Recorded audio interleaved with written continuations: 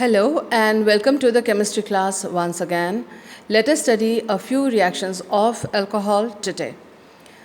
अब तक भी हम अल्कोहल के काफ़ी सारे रिएक्शंस पढ़ चुके हैं और अब हम आज पढ़ेंगे हम फॉर्मेशन ऑफ एसिटल्स.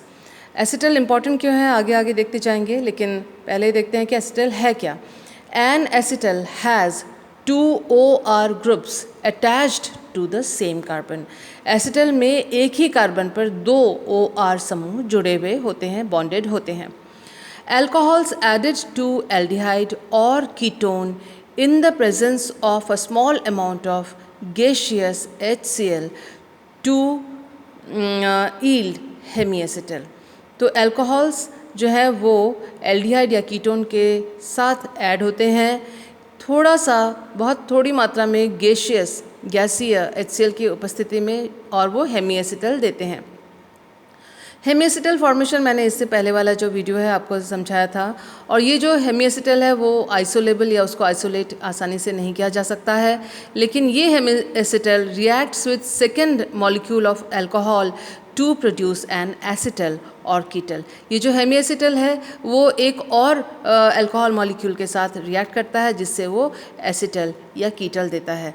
मैं यहाँ एक बात आपको बताना चाहूँगी कि कुछ पुराने बुक्स में जो है एसिटल और कीटल दो अलग अलग शब्द, इसी तरह से हेमी एसिटल और हेमी कीटल दो अलग अलग शब्दों का इस्तेमाल किया गया है. वो तब किया गया है जब हेमी एसिटल को ये माना गया है कि अल्कोहल और एल्डिहाइड का रिएक्शन है, उसी तरह से एसिटल माना गया है अल्कोहल का और एल्डिहाइड का रिएक्शन है. और जब कीटोन्स को यूज़ करते हैं तब हेमी कीटल या कीटल का वर्ड यूज़ किया जाता है. लेकिन अब जो नई टर्मिनोलॉजी है, कई नए किताबों में कई नए जो साइंटिस्ट हैं वो हेमी एसिटल और एसिटल ही इस्तेमाल करते हैं, चाहे वो एल्डिहाइड हो चाहे वो कीटोन हो. तो इस बात को ध्यान में रखते हुए चलिए आगे बढ़ते हैं. ये है कार्बोनाइल कंपाउंड. कार्बोनाइल कंपाउंड में R प्राइम जो है वो एल्काइल ग्रुप भी हो सकता है या हाइड्रोजन भी हो सकता है. अगर एल्काइल ग्रुप हो तो कीटोन होगा, हाइड्रोजन है तो वो एल्डिहाइड होगा, और ये दोनों के दोनों अगर हाइड्रोजन है तो फॉर्मेल्डिहाइड होगा.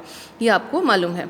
अब ये एसिड के प्रेजेंस में R प्राइम OH जो है उसका रिएक्शन हुआ तो देखिए ये कार्बन के ऊपर ये अल्कोहल का जो H है वो इस ऑक्सीजन को दे दीजिए और O जो है वो इस कार्बन के साथ बॉन्ड बनाया. तो इस तरह से OH और OR इस तरह से जो है हेमी एसिटल बना है या हेमीकीटल बना है, जो कि second molecule of alcohol HCl के प्रेजेंस में जब रिएक्ट करता है तो इसमें से एक वाटर मॉलिक्यूल निकल जाएगा और कार्बन पर OR प्राइम ये अल्कोहल के जो दोनों एल्कोक्साइड ग्रुप्स हैं वो कार्बन पर जुड़ जाएंगे. तो इसे कहेंगे एसिटल या कीटल, जैसे भी स्थिति हो. सो आइए देखते हैं इसके बारे में कुछ और बातें. All steps of acetal formation are reversible. Acetal formation के जितने भी स्टेप्स होते हैं सारे वो रिवर्सिबल स्टेप होते हैं, यानी फॉरवर्ड और बैकवर्ड रिएक्शन होता है. In the presence of water and a small amount of acid acetal undergoes hydrolysis. ये थोड़ा सा अगर वाटर हो और एसिड हो तो ऐसे में देखिए फॉरवर्ड डायरेक्शन ज़्यादा है, बैकवर्ड कम है, यानी इसका हाइड्रोलिसिस हो जाता है और अल्कोहल हमें वापस मिल जाता है. ये एक बहुत बड़ी प्रॉपर्टी है जो हमें ऑर्गेनिक सिंथेसिस या संश्लेषण में काम आती है. किस प्रकार से, आइए आगे हम देखेंगे. आइए देखते हैं एसिड कैटालाइज्ड एसिटल और कीटल फॉर्मेशन. सबसे पहले जो अल्कोहल है वो एसिड की प्रेजेंस में प्रोटोनेट हो गया तो ऑक्सीजन उसका प्रोटोनेट हो गया तो ROH2 और ऑक्सीजन के ऊपर प्लस चार्ज मिला. ये जो ROH2 है वो कार्बोनाइल ऑक्सीजन को प्रोटोनेट करने के काम में आता है. तो ये देखिए ये इलेक्ट्रॉन्स जो हैं ये इन दोनों के बीच में है तो बॉन्ड बना. ऑक्सीजन अपने इलेक्ट्रॉन्स के द्वारा इसने हाइड्रोजन के साथ बॉन्ड बनाया और हाइड्रोजन ऑक्सीजन बॉन्ड के इलेक्ट्रॉन्स ऑक्सीजन ने अपनी ओर लिए और अल्कोहल का मॉलिक्यूल निकल कर आ गया. यहाँ एक बात बहुत आप ध्यान में रखिएगा कि हम अल्कोहल पढ़ रहे हैं, लेकिन ये जो रिएक्शन है acetal formation, hemi acetal formation, ये जो है अल्कोहल के चैप्टर में भी पढ़ा जाता है और जब हम कार्बोनाइल कंपाउंड्स पढ़ेंगे तो उसमें भी इसको पढ़ा जाएगा। तो ये जो रिएक्शन है 2 चैप्टर्स में या 2 यूनिट में या 2 टॉपिक में बराबर इम्पॉर्टेंट है, या तो वो अल्कोहल में पूछा जाएगा या फिर वो एल्डिहाइड कीटोन या कार्बोनाइल कंपाउंड्स में पूछा जाएगा। इसका ध्यान रखिएगा, it is an important reaction. तो अब देखिए ये जो अल्कोहल बना यहाँ से बनकर निकला प्रोटोनेशन के बाद, प्रोटोन ट्रांसफ़र के बाद जो ये अल्कोहल मॉलिक्यूल बना, और ये प्रोटोनेटेड जो कार्बोनाइल कंपाउंड है उसके ऊपर इसका यहाँ पर हुआ न्यूक्लियोफिलिक अटैक कार्बन के ऊपर, कार्बोनाइल कार्बन के ऊपर, nucleophilic addition of first molecule of oxygen. ये पहला मॉलिक्यूल है और अपने इलेक्ट्रॉन से यहाँ पर इलेक्ट्रॉन डेफिशिएंट है, इलेक्ट्रॉन की कमी है, क्योंकि ऑक्सीजन जो है पाई बॉन्ड के इलेक्ट्रॉन्स अपनी ओर ले लेगा, तो कार्बन ऑक्सीजन बॉन्ड में जो डबल बॉन्ड था उसकी जगह अब सिंगल बॉन्ड रह जाएगा। ये देखिए जो कार्बन ऑक्सीजन के बीच में सिंगल बॉन्ड हो गया, ये H जुड़ा हुआ है, ये देखिए ये हाइड्रोजन, ये यहाँ पर है ये वाला हाइड्रोजन, और ये जो ऑक्सीजन है ये अल्कोहल का है, ऑक्सीजन ने कार्बन के साथ बनाया, तो ऑक्सीजन ने कार्बन के साथ बनाया, इसी कार्बन के साथ R प्राइम लगा हुआ, ये रहा R प्राइम और ये H। तो ये ऊपर वाला हिस्सा है R प्राइम OH अल्कोहल का, उसका ऑक्सीजन ने कार्बोनाइल कार्बन के साथ न्यूक्लियोफिलिक एडिशन के द्वारा ये बॉन्ड बनाया है, और इस तरह से हमें ये कैटायनिक इंटरमीडिएट प्राप्त हुआ है। अब देखिए ये जो कैटायनिक इंटरमीडिएट प्राप्त हुआ है, इसका जो प्रोटॉन है H है वो निकल जाएगा, क्योंकि ऑक्सीजन जो है ऑक्सीजन हाइड्रोजन बॉन्ड के इलेक्ट्रॉन्स अपने ओर ले लेगा, तो H जो है वो प्लस के रूप में निकल आएगा, जो कि एक और अल्कोहल मॉलिक्यूल के द्वारा वो पिकअप या बॉन्डेड कर लिया जाता है, जिसकी वजह से देखिए ये अल्कोहलिक मॉलिक्यूल है, वही अल्कोहल मॉलिक्यूल है, एक और सेकेंड वाला ये अल्कोहल मॉलिक्यूल है, और वो अल्कोहल मॉलिक्यूल अब प्रोटोनेट हो गया। तो ये जो H निकल के आया H प्लस, वो इस ऑक्सीजन के साथ जुड़ गया, ये O प्लस यहाँ पर हो गया। ये देखिए ये वही स्पीशीज़ है जो कि पहले स्टेप में प्रोटोनेशन के द्वारा प्राप्त हुआ था। उसका मतलब जो एसिड कैटलिस्ट फर्स्ट स्टेप में यूज़ हुआ था वो उतने से को करके रिएक्शन को इनिशिएट कर देता है, लेकिन आगे जो प्रोटॉन है वो इसी तरह से एक अल्कोहल से दूसरे अल्कोहल को ट्रांसफ़र हो जाता है, और इस तरह से O प्लस जो है HO प्लस या प्रोटोनेटेड जो अल्कोहलिक स्पीशीज़ है वो हमको मिलता चला जाता है। अब आप देखें फर्दर क्या होता है। ये जो यहाँ से 2 हिस्से मिले, एक तो ये अल्कोहल के साथ प्रोटोनेटेड वाला हिस्सा, ये वाला स्पीशीज़, और दूसरा है कि ये बॉन्ड टूट गया तो R प्राइम O C, ये जो बाकी जो हिस्सा है वो यहाँ पर अपने को मिला। तो आप इससे देखें what is this is carbonyl carbon के ऊपर OR प्राइम और OH लगा हुआ है, दिस इज़ हेमी एसिटल। तो इसके द्वारा हमें हेमी एसिटल मिला। तो हेमी एसिटल अगर फॉर्मेशन बताया जाता है तो मैकेनिज़्म यहीं पर आके रुक जाती है, लेकिन हेमी एसिटल से अगर एसिटल या कीटल बनाना है तो आगे जाके सेकेंड मॉलिक्यूल ऑफ अल्कोहल के साथ रिएक्शन हुआ। तो इसको लिखेंगे आप सेकेंड मॉलिक्यूल ऑफ अल्कोहल, जो कि यहाँ प्रोटोनेटेड हो गया है, और फिर इस ऑक्सीजन ने इस प्रोटॉन के साथ बॉन्ड बनाया, क्योंकि इस हाइड्रोजन ऑक्सीजन बॉन्ड के इलेक्ट्रॉन्स अल्कोहल अपनी ओर ले लेगा और ये हाइड्रोजन ऑक्सीजन बॉन्ड टूट जाएगा, तो हमें मिलेगा R प्राइम OH। ये रहा R प्राइम OH मिला, और ये जो हेमी एसिटल का हाइड्रोक्सी ग्रुप है उस पर जाके ये प्रोटॉन जुड़ गया। ये जो हाइड्रोक्सी ग्रुप है ये अच्छा निष्कासित होने वाला समूह नहीं था, आपको मालूम ही है, पहले भी इसको कई बार हमने बताया है। अब ये OH2 प्लस में जब कन्वर्ट हो जाता है तो एक अच्छा निष्कासित होने वाला या अच्छा लीविंग ग्रुप बन जाता है। तो अच्छा लीविंग ग्रुप बनने के बाद ये जो कार्बन ऑक्सीजन बॉन्ड के इलेक्ट्रॉन्स है ऑक्सीजन लेके निकल जाएगा, और जो है H2O यहाँ से निकल आएगा। देखिए H2O फॉर्म होके बाहर निकल आया, और आप देखें कि जैसे ये निकल जाता है तो कार्बन के ऊपर आ जाएगा एक प्लस चार्ज। तो आप देखें कि नेक्स्ट कार्बन के ऊपर जब प्लस चार्ज आता है तो ये देखें ये है वाटर मॉलिक्यूल, और उसके साथ ही इस तरह का ऑक्सोनियम आयन इंटरमीडिएट बना, क्योंकि ये देखिए ये जो कार्बन ऑक्सीजन बॉन्ड के इलेक्ट्रॉन्स ऑक्सीजन ने लिए थे तो ये कार्बन ऑक्सीजन बॉन्ड टूटा था और वाटर मॉलिक्यूल बना था। लेकिन इसके साथ ही आप देखें कि ये जो कार्बन जो है इलेक्ट्रॉन डेफिशिएंट हो गया है, तो ऑक्सीजन ने अपने लोन पेयर ऑफ इलेक्ट्रॉन्स के साथ इसके साथ बॉन्ड बनाया तो ये C डबल बॉन्ड O बना। इससे यहाँ पर कैसे आया वो देख लेते हैं। ये देखिए कार्बन, कार्बन के ऊपर हाइड्रोजन एंड अल्काइल ग्रुप, ये carbon, hydrogen and alkyl group, और ये जो ऑक्सीजन है उसके ऊपर जो यहाँ डबल बॉन्ड हो जाएगा और उस ऑक्सीजन के ऊपर ये जो R प्राइम लगा हुआ है, तो इस ऑक्सीजन के ऊपर R प्राइम, और क्योंकि ऑक्सीजन के ऊपर अब इलेक्ट्रॉन डेफिशिएंसी आ गई है और 3 बॉन्ड्स हैं तो इसके ऊपर प्लस चार्ज हुआ। अब देखें कि एक और इस स्थिति में जो है ये अल्कोहलिक जो मॉलिक्यूल जो यहाँ निकला था वो अल्कोहलिक मॉलिक्यूल ने अब उसी तरह से न्यूक्लियोफिलिक अटैक इस कार्बन पे किया जैसे कि शुरुआत में फर्स्ट मॉलिक्यूल ऑफ जो अल्कोहल है उसने किया था। तो उसी तरह से दोबारा इसके ऊपर न्यूक्लियोफिलिक अटैक हुआ।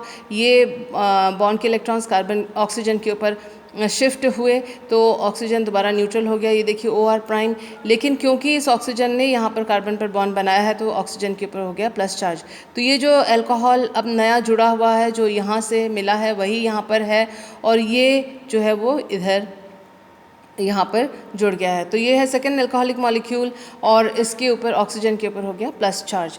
इसमें आप देखें कि अगर इसको ध्यान से देखें तो ये एसिटल ही है, लेकिन एसिटल में एक प्रोटॉन ज़्यादा है, यानी यहाँ प्रोटोनेटेड एसिटल है। तो ये जो ऑक्सीजन हाइड्रोजन बॉन्ड के इलेक्ट्रॉन्स हैं ऑक्सीजन ने अपनी ओर ले लिए और ये प्रोटॉन फ्री हो गया, यानी ये बॉन्ड टूट गया और H+ के रूप में ये प्रोटॉन जो है वो एलिमिनेट या आउटगोइंग ग्रुप हो जाता है या निष्कासित हो जाता है, ड्यू टू विच ये जो H+ है वो एक और नेक्स्ट तीसरे अल्कोहलिक मॉलिक्यूल के द्वारा पिकअप कर लिया जाता है या बॉन्डेड हो जाता है, तो वो R प्राइम OH2 के रूप में कन्वर्ट हो जाता है। तो ये है R प्राइम।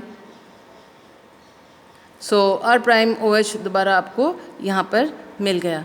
आप देखिए इसके साथ ही जैसे ही ये बॉन्ड टूटता है तो ये कार्बन के ऊपर OR प्राइम 2 अल्कोक्सी ग्रुप जुड़े हुए हैं। दिस इज़ द एसिटल और कीटल जिसके बारे में हम बात कर रहे थे। और साथ ही साथ क्योंकि इस तीसरे अल्कोहल ने इस प्रोटॉन को पिकअप कर लिया या उठा लिया या बॉन्डेड हो गया, तो ये जो प्रोटोनेटेड अल्कोहल है अब ये तैयार है एक और नेक्स्ट कार्बन पर आक्रमण करने के लिए। इसी तरह से हम देखते हैं कि जो पहले एसिड थोड़ा सा एसिड अगर यूज़ किया जाता है तो उसके साथ ये पूरी की पूरी रिएक्शन चेन जो है वो चली जाती है बड़े आसानी से। अब हम बात करते हैं कि एसिटल के बारे में हम पढ़े क्यों, वाई एसिटल्स आर इम्पॉर्टेंट, क्यों उसकी बात करते हैं, क्योंकि acetals are used as protecting group. ये प्रोटेक्टिंग ग्रुप वाली जो बात है वो आप जो कार्बोनाइल कंपाउंड्स हैं उसमें भी आप इस चीज़ को पढ़ेंगे। और प्रोटेक्टिंग ग्रुप होते क्या हैं? प्रोटेक्टिंग ग्रुप वो समूह होते हैं, परिरक्षणकारी समूह जो हैं वो समूह होते हैं जो किसी समूह को अभिक्रिया से बचा लेते हैं। यानी कोई कंपाउंड में तरह तरह के फंक्शनल ग्रुप्स हैं, एक फंक्शनल ग्रुप का रिएक्शन हम चाहते हैं और दूसरे फंक्शनल ग्रुप का हम चाहते हैं कि वो रिएक्ट न करे, तो ऐसी स्थिति में जिसको हम चाहते हैं कि वो रिएक्ट न करे उसको हम परिरक्षित या प्रोटेक्ट कर देते हैं, यानी उसको किसी और फंक्शनल ग्रुप में कन्वर्ट कर देते हैं जिससे वो रिएक्शन ना करे। और जब रिएक्शन सारी हो जाती है उसके बाद उसको डी प्रोटेक्ट यानी उस ग्रुप को हटा देते हैं तो ओरिजिनल ग्रुप हमको मिल जाता है। अगर आपको ये बात अभी मेरी समझ में नहीं आई हो तो नेक्स्ट हम एग्जांपल जब उसका करेंगे प्रोटेक्शन और डी प्रोटेक्शन का तो बात क्लियर हो जाएगी। एक और बात जो मुझे आपको बतानी थी वो थी cyclic acetals. What are cyclic acetals? Cyclic acetals जो है जब 1,2 डायोल और एल्डिहाइड और कीटोन आपस में इन द प्रेजेंस ऑफ एसिड की उपस्थिति में जब रिएक्ट करते हैं तो जो एसिटल्स बनते हैं वो साइक्लिक एसिटल्स कहलाते हैं।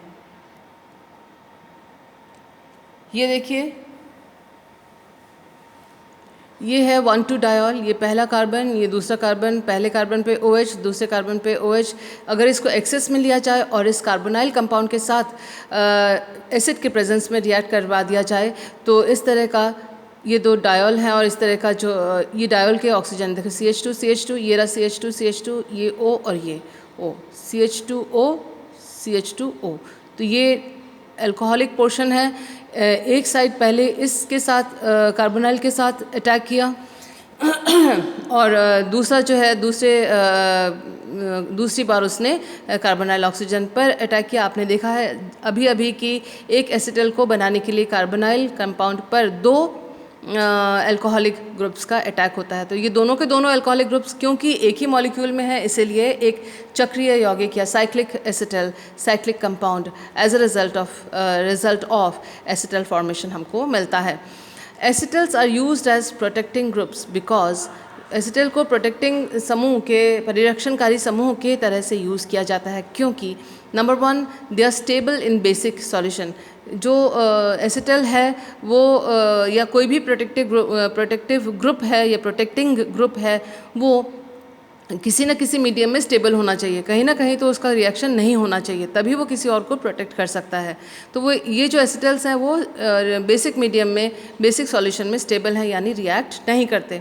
एंड सेकेंड है easily hydrolysed to give carbonyl group on treating और reacting with acid in aqueous solution, यानी ये आसानी से कार्बोनाइल ग्रुप जो है उसको अगर हम एसिड के साथ एक्वस एसिड के साथ इस एसिटल को रिएक्ट करते हैं तो रिएक्ट करवाते हैं एसिटल को एक्वस एसिड के साथ, तो कार्बोनाइल ग्रुप वापस हाइड्रोलिसिस के द्वारा हमें प्राप्त हो जाते हैं। तो हम यही चाहते हैं कि एक बार प्रोटेक्ट हो जाएं और वापस रिएक्शन सारी हो जाए तो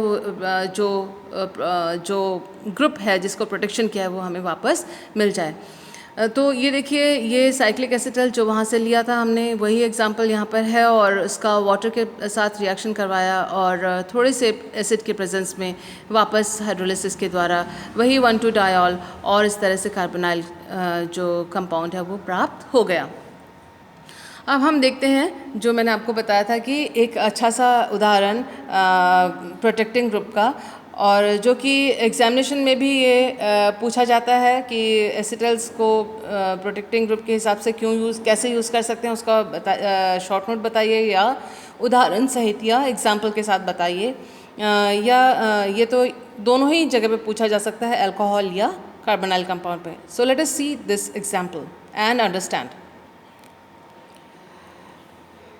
देखिए ये एक कंपाउंड है और हम चाहते हैं कि इसका हम रिडक्शन करें लिथियम एल्यूमिनियम हाइड्राइड के साथ।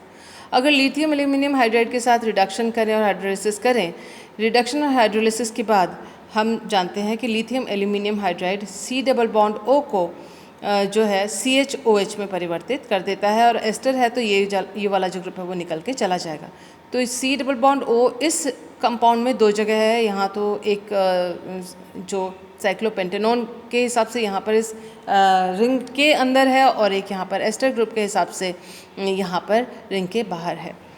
अब हम अगर इसका डायरेक्ट इसका रिडक्शन कर देते हैं तो देखिए ये जो C+O है वो CHOH में यहाँ पर, और ये C+ ये O है तो ये CH यहाँ लगा हुआ है और OH इधर से, इस तरह से ये प्रोडक्ट हमें प्राप्त होगा और OET जो है एस्टर जो है हाइड्रोलाइज होकर यहाँ से निकल जाएगा।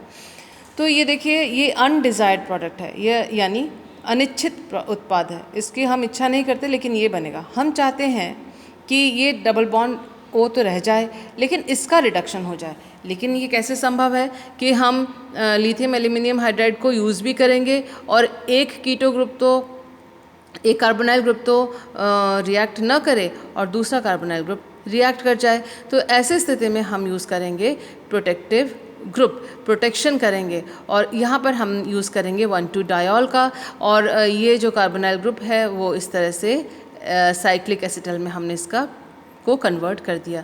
तो ये देखिए ये कन्वर्ट हो गया, एस्टर वाला ग्रुप बच गया, एल्डिहाइड और कीटोन का ही रिएक्शन होता है तो इसका प्रोटेक्शन हो गया। अब हमने इसका बेसिक सॉल्यूशन में ये स्टेबल है हमने देखा था, और अब इस कंडीशन में जब ये व्युत्पन्न या डेरिवेटिव बना है, नाउ इसका we can do lithium aluminium hydride reduction and after that treatment with water. तो हमने जब इसका किया लिथियम एल्यूमिनियम हाइड्राइड के साथ रिएक्शन या रिडक्शन, तो हम देखते हैं C+O OET जो है CHOH में कन्वर्ट हो गया और OET इसमें से निकल गया। अब देखें कि ये प्रोडक्ट है, ये हमको मिला, लेकिन ये तो हमें नहीं चाहिए, हमें इसकी जगह C डबल बॉन्ड O चाहिए। तो हम जानते हैं कि डी प्रोटेक्शन कैसे कर सकते हैं कि हम इस ग्रुप को बाहर निकाल दें। हमने पढ़ा था कि एसिटल्स का आसानी से हाइड्रोलिसिस होता है और हाइड्रोलिसिस होने की वजह से ये वापस C डबल बॉन्ड O और अल्कोहल में वापस ये आ जाता है, और वो जो प्रॉपर्टी है वो प्रोटेक्टिंग ग्रुप के लिए एक इम्पॉर्टेंट रिएक्शन है, क्योंकि प्रोटेक्शन जितना आसानी से होना चाहिए उतने ही आसानी से डी प्रोटेक्शन या विपरिरक्षण भी होना चाहिए। तो ये ग्रुप हटा दिया गया, H3O प्लस H2O के द्वारा डी प्रोटेक्शन हुआ है, विपरिरक्षण हुआ है, सॉरी। तो अब देखिए, और इस तरह से हमें ये इच्छित उत्पाद जो है वो प्राप्त हो गया। ये है डिज़ायर्ड प्रोडक्ट जो कि लिथियम एल्यूमिनियम हाइड्राइड के रिडक्शन से प्राप्त हुआ है और प्रोटेक्शन के द्वारा। तो ये बहुत सिंपल से एग्जाम्पल है, एक छोटी सी सिंथेसिस के द्वारा ये समझाना कि एसिटल्स जो हैं वो किस प्रकार से प्रोटेक्शन के लिए या कार्बोनाइल यौगिकों के प्रोटेक्शन के लिए यूज़ किया जा सकता है। तो this is an important fact for competitive examinations as well as for BSc JAM और नेट। सो इसका आप ध्यान से इसको पढ़ें और नोट्स बनाएं। I hope you have understood what I have taught today. तो अगर कोई इसमें प्रॉब्लम हो इस पूरे मैकेनिज्म्स या रिएक्शंस वगैरह में, तो आप मुझे व्हाट्सएप करके पूछ सकते हैं। Thank you for being with me. Bye.